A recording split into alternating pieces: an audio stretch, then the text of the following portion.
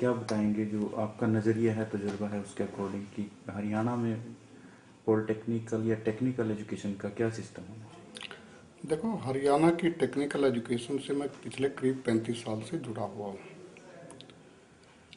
हरियाणा में दो फेस में टेक्निकल एजुकेशन आया है। पहले सिर्फ गवर्नमेंट सिस्टम होता था। 1995 के बाद उसमें प्राइवेट सिस्टम ऐड हुआ है। टेक्निकल एजुकेशन की व्यवस्था हरियाणा में बहुत कम थी। बच्चों को चांस नहीं मिलता था, बच्चे साउथ इंडिया में जाते थे काफ़ी ज़्यादा। लेकिन 95 के बाद प्राइवेट संस्थाएं आने से टेक्निकल एजुकेशन की सुविधा बहुत बढ़ी है। बट इतनी सुविधा बढ़ने के साथ साथ क्वालिटी में ज़रूर कमी आई है। इसकी रिस्पॉन्सिबिलिटी किसी एक को नहीं की जा सकती।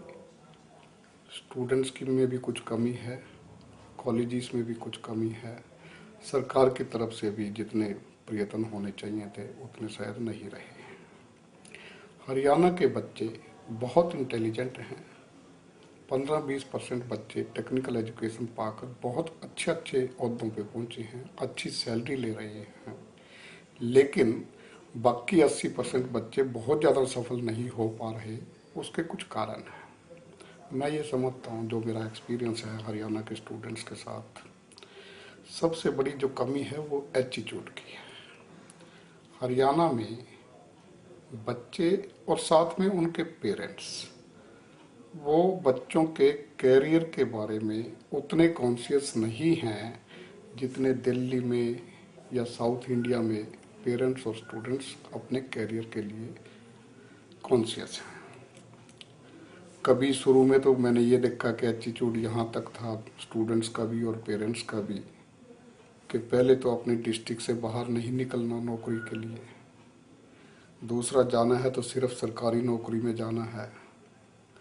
अब 15-20 साल के बाद ये माइंडसेट काफ़ी कम हो गया है। आज हरियाणा बच्चे बाहर भी जाने के लिए तैयार हैं और सरकारी नौकरियों से भी उनका लगाव कर प्राइवेट इंडस्ट्री में नौकरियां करने का मन बना है। लेकिन प्राइवेट इंडस्ट्री से उभरी पिछले 5 साल से अलग टेक्निकल नॉलेज के साथ साथ एक पॉजिटिव एटीट्यूड, उसमें soft skills, behaviour, learning capacity, इन सभी चीज़ों की ज़रूरत है। वहाँ कहीं ना कहीं हरियाणा के बच्चे आज भी पीछे हैं। अगर खाली टेक्निकल नॉलेज पे देखा जाए तो शायद हरियाणा के बच्चे बहुत आगे निकलेंगे। बट इन चीज़ों के कारण हरियाणा के बच्चे आगे उभर नहीं पा रहे। इसलिए पेरेंट्स को, खुद स्टूडेंट्स को, कॉलेजेस को, सरकार को इस चीज़ के विशेष प्रयत्न करने होंगे कि उनका एटीट्यूड पॉजिटिव कैसे किया जाए, उनके अपने कैरियर के बारे में उनको सजग कैसे किया जाए। डॉक्टर साहब, क्वालिटी की बात आपने कही। क्वालिटी चाहे वो गवर्नमेंट की तरफ से हो या पेरेंट्स की तरफ से हो या फिर जो प्राइवेट संस्थान है उनकी तरफ से हो, तो क्वालिटी इम्प्रूवमेंट कैसे की जाए उसके बारे में आपने रिसर्च भी की। तो उस आपका जो फाइंड आउट रहा रिसर्च में वो क्या रहा? क्वालिटी 3 चीज़ों पर निर्भर किसी भी संस्था में। Effect teaching learning process, theory की बात कहें, प्रैक्टिकल की बात कहें, स्किल की कहें, प्रोजेक्ट कहें, इफेक्ट टीचिंग लर्निंग होना जरूरी है, जिसमें से बड़ा योगदान स्टूडेंट्स और टीचर्स का हो सकता है। टीचर्स को भी ये समझना चाहिए कि बदल युग कितना प्रैक्टिकल्स पे ध्यान देना है, कितना थ्योरी पे ध्यान देना है, किस तरह के प्रोजेक्ट बनने चाहिए। स्टूडेंट्स को इन चीज़ों पे विशेष तौर पर फोकस करना चाहिए। स्टूडेंट्स के लिए डिसिप्लिन बहुत ज़रूरी है, पंक्चुअलिटी बहुत ज़रूरी है, अटेंडेंस बहुत ज़रूरी है। कहीं ना कहीं स्टूडेंट्स की तरफ से और फैकल्टी की तरफ से इस फोकस इस बात पे नहीं आ पा रहा कि जिस चीज़ की ज़रूरत है वो करवाया जाए। क्वालिटी का मेन अहम जो कारण है कम होने का, वो ये हमारे टीचिंग लर्निंग प्रोसेस की बात है। दूसरा, किसी भी संस्था में क्वालिटी निर्भर करती है कैंपस लाइफ पे। कि चाहे वो दिनचर्या हो या हॉस्टल की लाइफ हो, उसमें स्टूडेंट्स 24 घंटे सीखने के मोड में है या एनर्जी किसी और पे लग रही है। टेक्निकल सिचुएशन में मैं समझता हूँ कि जो 24 घंटे की लाइफ इस तरीके से होनी चाहिए, कुछ ना कुछ हॉस्टल में है, लाइब्रेरी में है, चाहे कंप्यूटर में है, वो कुछ ना कुछ लाइफ का होना जरूरी है।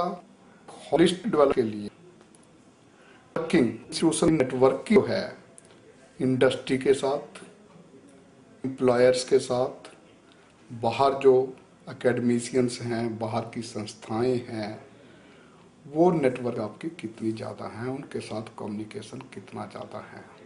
मैंने देखा है कि स्टूडेंट्स और फैकल्टी इंजीनियरिंग कॉलेजेस में 4 के 4 साल स्टूडेंट्स ने इंडस्ट्री की शक्ल नहीं देखी, फैकल्टी को सारी उम्र हो गए पढ़ते हुए, उन्होंने इंडस्ट्री की शक्ल नहीं देखी। जिस बच्चे ने, जिस टीचर ने इंडस्ट्री में कैसे काम हो रहा है, उनका क्या कल्चर है इंडस्ट्री का, अगर वो देखा ही नहीं तो वो बच्चा कैसे सीखेगा और जाके एकदम कैसे काम करेगा। तो 3 बातें मेन क्वालिटी की हुई टेक्निकल इंस्टीट्यूशन में: इफेक्टिव टीचिंग लर्निंग, अच्छी कैंपस लाइफ, और तीनों चीज़ें किसी भी संस्था में हैं तो क्वालिटी जरूर आएगी। दूसरा मेरा जो रिसर्च का मुद्दा है, एक इंस्टीट्यूट में अहम ग्रुप है स्टूडेंट्स का, एक फैकल्टी और एक मैनेजमेंट का। इसका प्राइवेट जो है मैनेजमेंट का अहम है, क्योंकि गवर्नमेंट संस्थाओं में तो गवर्नमेंट है, वहाँ से फंडिंग आती है, वहाँ से गवर्नेंस होती है, डायरेक्शंस होती हैं, ऊपर से सिस्टम बने हुए हैं। बट प्राइवेट सिस्टम कॉलेज में जितना भी सिस्टम बनता है, वो जो 2, 3, 4, 5 ट्रस्टीज होते हैं, वो एक सिस्टम बनाते हैं, तो उनका एक अहम रोल हो जाता है। इन तीनों ग्रुप में तालमेल कितना है, हार्मोनी कितनी है, वो मेरा रिसर्च का अहम विषय था। मैंने देखा कि हरियाणा के कॉलेजेस में सिर्फ 30% हार्मोनी है इन तीनों ग्रुप्स में, जिसके कारण क्वालिटी कम है। मैंने ये भी पाया कि अगर इस हार्मोनी का लेवल हम थोड़ा सा ज़्यादा करें तो क्वालिटी कई गुना बढ़ जाती है। मान लो इसको 50% कर दिया जाए तो क्वालिटी 80% तक बढ़ जाएगी।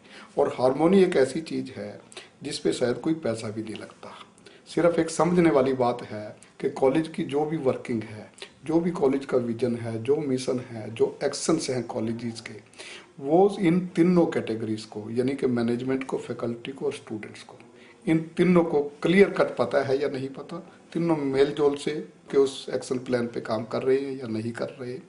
That is harmony.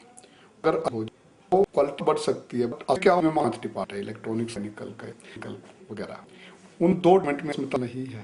स्टूडेंट पता है कॉलेज का क्या एक्शन प्लान है, स्टूडेंट को ये नहीं पता कि हमने क्या पढ़ना है, स्टूडेंट्स को ये नहीं पता कि इंडस्ट्री की रिक्वायरमेंट क्या है, फैकल्टी को ये कि हमारी मैनेजमेंट हमारे बारे में क्या सोचती है, स्टूडेंट्स की क्या रिक्वायरमेंट है, मैनेजमेंट को ये नहीं पता कि आगे इंडस्ट्री में किस चीज़ की ज़रूरत है। तो कोई विजन नहीं है, कोई डायरेक्शन नहीं है, कोई तालमेल नहीं है। सबसे अहम कारण कम क्वालिटी होने का लैक ऑफ हार्मोनी है। मेरी रिसर्च का विषय ये है। लास्ट क्वेश्चन डॉक्टर साहब मेरा ये है कि इन सब तमाम बातों पर चर्चा के बाद अब हम किस तरह से इम्प्रूवमेंट कर सकते हैं, जो कम शब्दों में आप इसको बता दीजिए। हमें ये समझना चाहिए कि मार्केट की रिक्वायरमेंट क्या है। हम एक आम बच्चे को, जो हमारे पास +2 करके आता है, उसको एक मल्टी इंटेलिजेंस पर्सन बनाना है।